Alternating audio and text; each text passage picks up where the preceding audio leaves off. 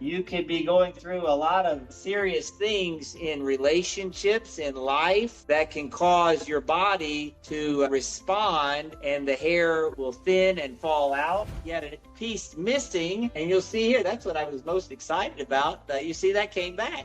Dr. Ray Nettles is redefining hair and hormone health with data-driven precision, transforming patients through custom biochemical insights. Get ready for a conversation about real results and lasting health. Welcome to Stop and Regrow. Hello. Happy Monday. Good to see you again. All right. Hello, Tracy. How are you? I'm doing great also. Thank you so much. So today I wanted to talk about, again, alopecia areata, and as you call it, autoimmune alopecia areata. Is that right? Autoimmune areata. Okay, great. The word alopecia means, right, by definition, hair loss. So a lot of times patients come in, they say, doctor, I've been diagnosed with alopecia. Well, it's hair loss. The type of hair loss is important, right? So it could be, as you mentioned, alopecia areata, alopecia autoimmune, alopecia androgenetic, but alopecia just means hair loss. So you're right. So today you want to review the areata hair loss, also known as the autoimmune mediated hair loss. Right, because my understanding is that we're seeing a lot of increase in cases of that in the last few years. Is that right? Good insight, Tracy. You are right. My PowerPoint slideshow shows the acute types of hair loss, and there are two types of identified as acute hair loss. And the slide shows less than 1% of cases come in with this type of hair loss. And that was accurate, 1 out of 100 cases, up until about 2020, 21, 22, maybe when the COVID season started. And now we've gone from 1% of cases to probably 30, 40% of cases. The majority of cases that we see today have a combination of 2 or more causes of hair loss, and we treat them simultaneously with 3 or 4 different molecules addressing each underlying etiology of the hair loss. So it's been quite challenging, but also as an academician, it's been very rewarding to see the results that we've gotten with our treatment protocols. Because what happens if you treat only one? You don't get hair regrowth, right? Yeah, absolutely, Tracy. And that's what's happening. So one of the types of hair loss has a spontaneous remission. So spontaneously, it will resolve itself. And no matter what ingredient or product or shampoo or vitamin or supplement you're taking, you're going to correlate the cure to that ingredient, although it really has nothing to do with it. They will spontaneously resolve. The other 50% are the problem, whereas you mentioned you need the appropriate treatment engaged for that to happen. Otherwise, you're going to get to a point 3 to 6 months down the road and see no improvement. Yep. Right. So why don't we start with, like, what is this autoimmune alopecia and what causes it? All right, very good. So we're going to talk a little bit about, I'll draw some notes for it. So we'll talk about the hair loss so the autoimmune type of hair loss, and we'll put here autoimmune, okay? Automatically, the body by itself has the immune system that just wants to start causing the hair to fall out, okay? So autoimmune system, areata. Okay, very good. So this type of hair loss is caused by some sort of stressor in the body, a stressor. Okay, that could be mental, right?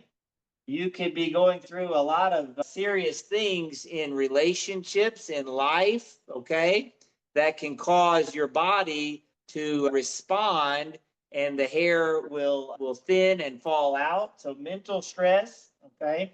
A big breakup can happen, okay. Physical is the other type of stressor. Physical, you could have a really big surgery coming up. You could have had a really big traumatic injury or accident happen, and that can really cause the body's immune system just to be run down and can lead to this immune mediated type of hair loss response. Okay. I've heard some people saying that they had a lot of hair loss during COVID, right? If they had very bad COVID, that could cause the physical. Is that right? Right. So physical stress, trauma, the body could be have an injury, or as you mentioned, so sickness could also cause the body's immune system. You can't fight this and that and this and that. Your body sort of gives up. So you're right. So it could be some sort of sickness. And then I think we had a patient a while ago too. It was a long time ago though, actually, that had some kind of brain aneurysm that he didn't know about and his hair was falling out. And then you looked at his labs and said, go and have some tests. And he did. And they said, you have a brain aneurysm. If you didn't come, you would have died. Right. You can see a lot of things. So sometimes we're very fortunate and lucky to see things in the blood that can really help people. So just very fortunate. So Tracy, once the autoimmune areata, immune system stressors, mental, physical sickness. So something could have caused this to start the type of hair loss. So that's usually, but sometimes we find out nothing. People tell us they're doing great. They're reading the Bible every day. They pray. They walk their old people across the street. They take pets on walks. They do everything they can for their fellow man, and they still have this type of hair loss. So it can be a stressor. It usually is a stressor. So the history is one big way for us to get to the bottom of this type of hair loss. So the history. So we ask the questions about the stressors in their life. And then the next thing, Tracy, we ask about is the history of your hair loss. Okay. The history of your hair loss. So first thing to figure out, as you mentioned, is you said the hair fell out really quickly, okay? And that's it. So with the history of hair loss, the question is, all right, did it happen very fast, okay? And that clinical word would be acute, or did it take a long time? And that would be chronic.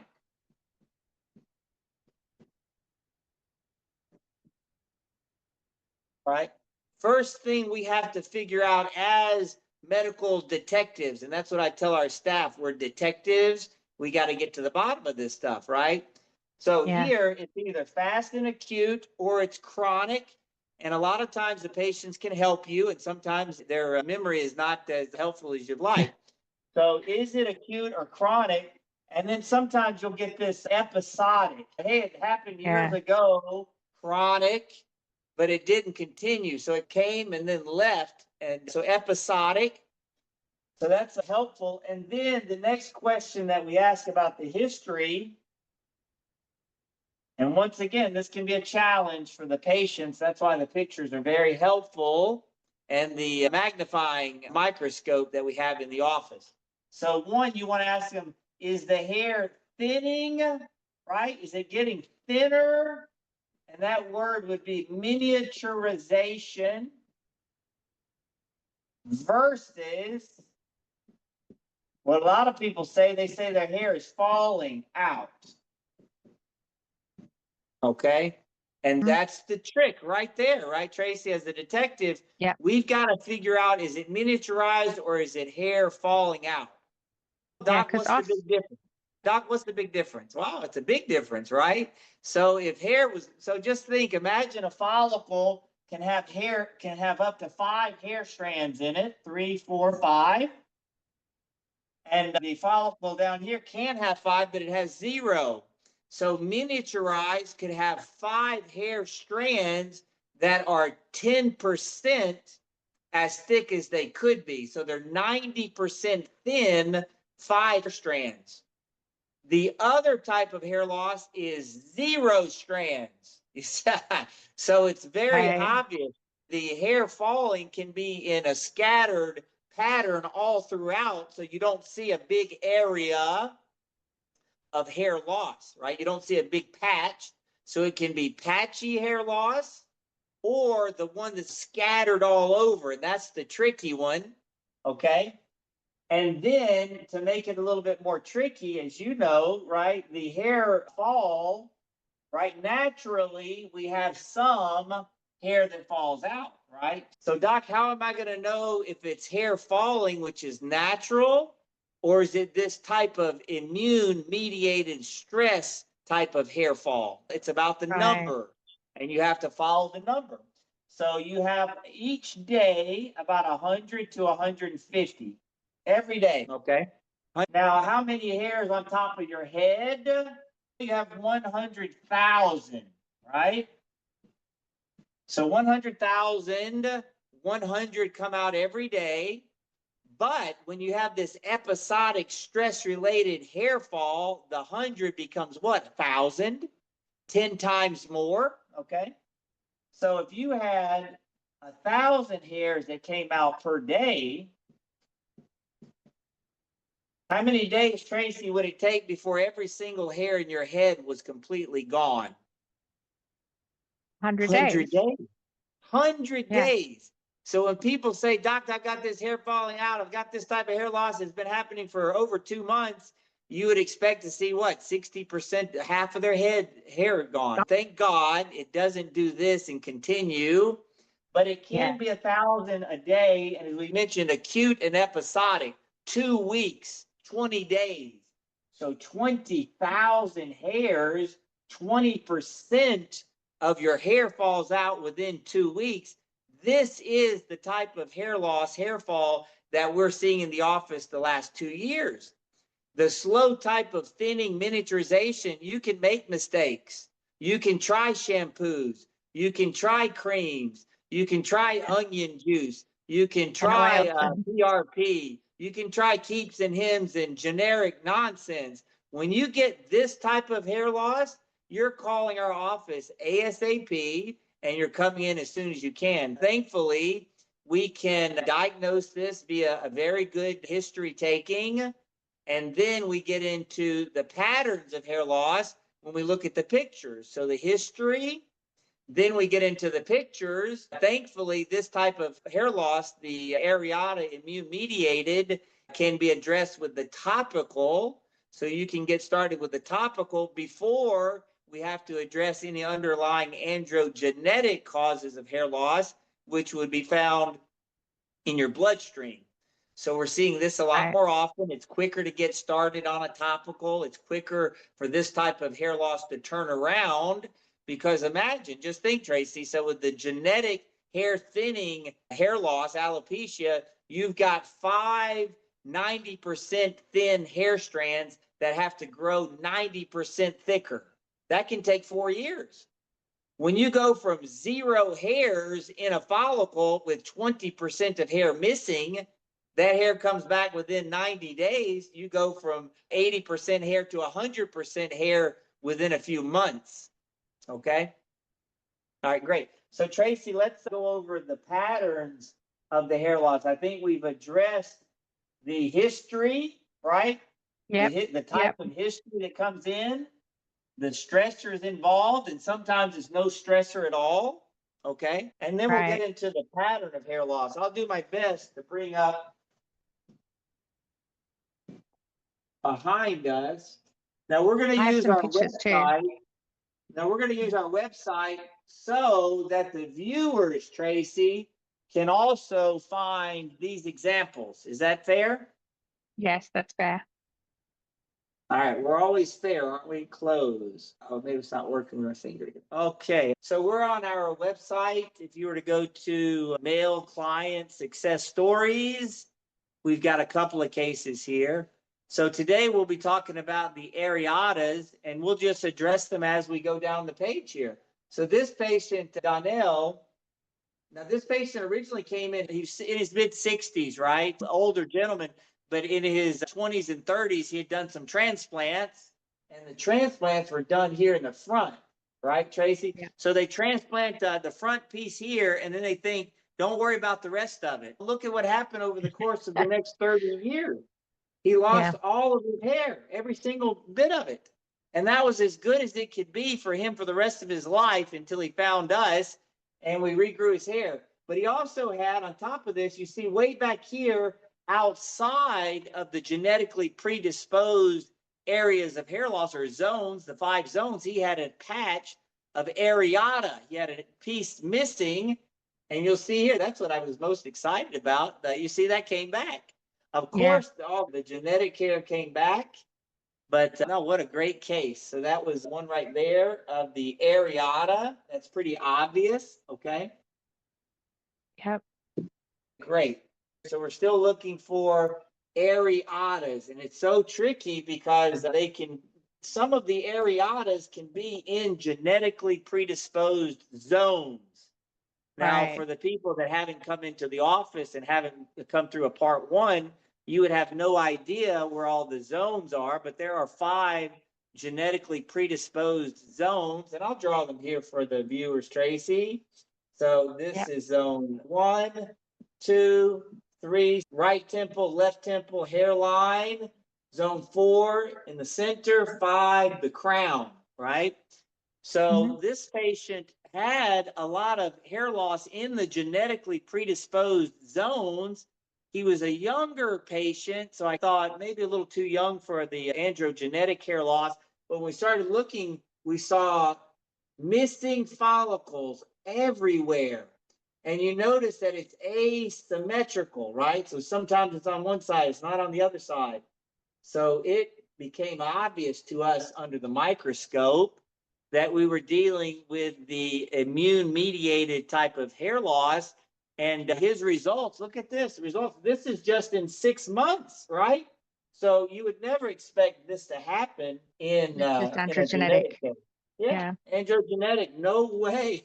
If this were androgenetic, it would take us probably maybe 3 years to get here, right? This happened in 6 months, right? Yeah. Listen to this. All right, great. So that's an areata, okay? Let's keep going, let's keep going. Okay.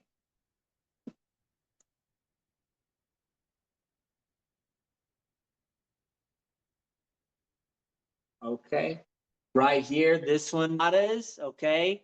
Without me drawing on this one, you can just let me do the drawing. So you're looking for the giveaways. What's the easiest giveaway that this is an areata versus genetics, okay? So first thing you want to do, you look for symmetry, right? You see how easy that was? Now, even the non-experts can tell that this is an areata for the asymmetry. You see how obviously asymmetrical one side is to the other side, right? And then afterward, that's okay. More symmetrical. And that happened once again in only 6 months of treatment.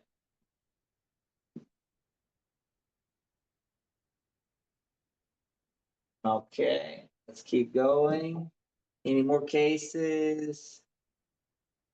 Yeah, there is some more further All right, down. this is a tricky case here. This looks like maybe androgenetic, but even inside here, this was 12 months before and after, but inside here, there are little circles of hair loss all throughout, and there's asymmetry on the left and the right side. At the tip there, that one side has more hair than this side, obvious, and then right down the middle, there's too many areas of missing follicles, okay?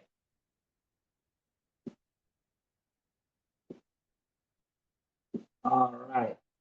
Now, do we have a section on there, Tracy, for areatas by themselves? Yeah, there is. There's another.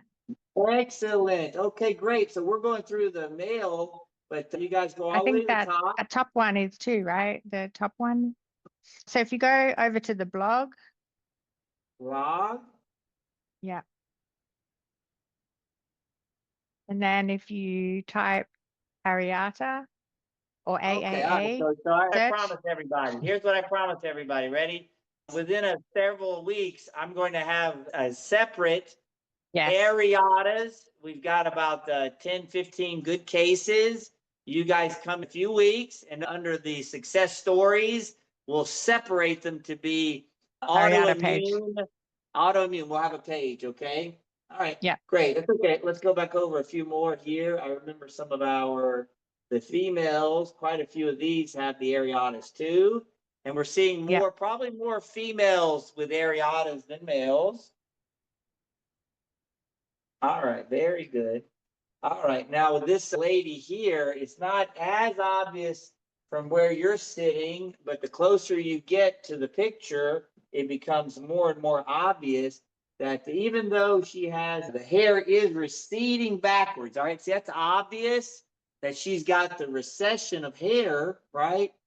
But look at this, circle areata outside of the genetic hair loss. You guys see that? Also a little patch here, little patch there. Well, she also had telogen effluvium. So what's the difference between telogen effluvium and autoimmune areata? Okay. Good question. Tracy says she had something. So the autoimmune mediated hair loss can cause two types of patterns of hair loss, which is hair falling out, missing follicles.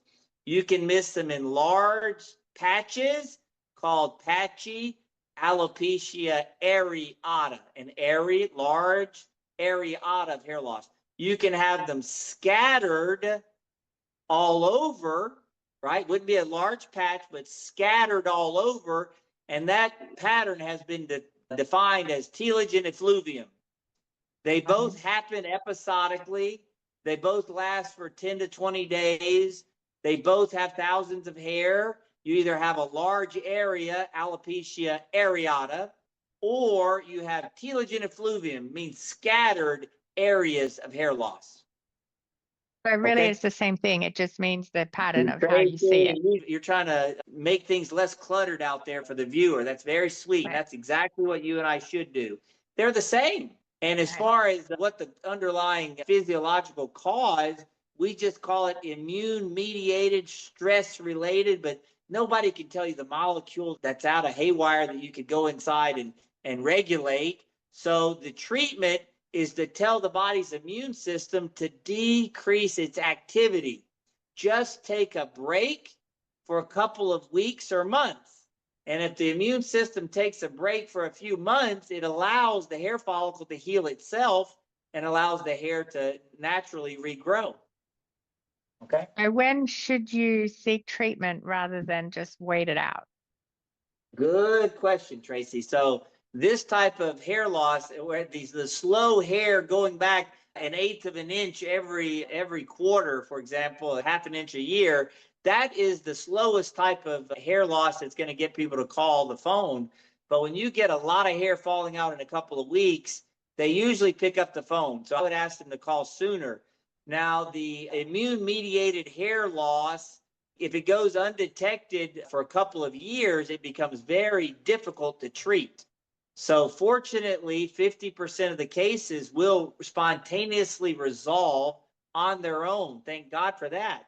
So if your hair fall comes and goes within 6 months, nothing to worry about, okay? If your hair loss persists for over 6 months, you've got a window from 6 months up to 24 months for us to have a very good chance of healing that type of condition. Okay. I imagine though that the sooner they get treatment, the more the chance of it being able to be treated and resolved. That's that it. correct? You're absolutely right, Tracy. All right. So this young lady here, I think this is obvious to see the piece missing here, right? Obviously, piece right there missing, and then it came right back. That's pretty obvious. Let's go to another one here. Now this lady here, pretty obvious, right? An area of missing hair, and then it grew right back, right? It's a nice Yep. case there. Now, this case looks like androgenetic. It's a female, and it looks like it could be androgenetic, right? But let's look in there and make sure. Because as we talked about, Tracy, if we don't treat it, it's not going to heal itself, right? We looked at this first to see, is it androgenetic, which is the circle, just like the hair loss that men get, same as the women, starts as a small circle, opens up. But this young woman, her history, she said she had slowly thinning hair, just like her mom and dad, genetic hair loss. But she said over the last 6 months, changing jobs and relationships, she had a bunch of hair shedding. So it was a giveaway. The history is usually a giveaway. And then we just have to go in there and make sure, right? So we have to validate it. And there's an area there, an area here, an area there. And then once again, if it were genetic, we would expect it to take a long time, maybe 36 months. But this was in 12 months. Look at the improvement. So we definitely was treating the right condition with the right ingredients. And we got what we expected, which was the benefit. Okay. All right, Tracy, I think one more and then we'll let everybody go. One more. So many great cases. Okay. The most obvious one we have. Okay, great. All right. Once again, young lady comes into the office and she said, I've got hair loss for years since I was in high school, doc. My hair is going backwards here in the front. And remember, what are the zones? Does anybody remember? Zone 1, zone 2, zone 3. And they are, right? They are receding and slowly going backwards. But what happened here, right? If it's genetic hair loss, there should be stages of gradually thicker hair in the back, but we go through an area of hair that fell out, okay? And this happened quickly within a couple of weeks. So when she came in a few months later, we start to see the benefit of that front hairline getting thicker. So this is the genetic component that's improving. And then we see the areatas have improved as well.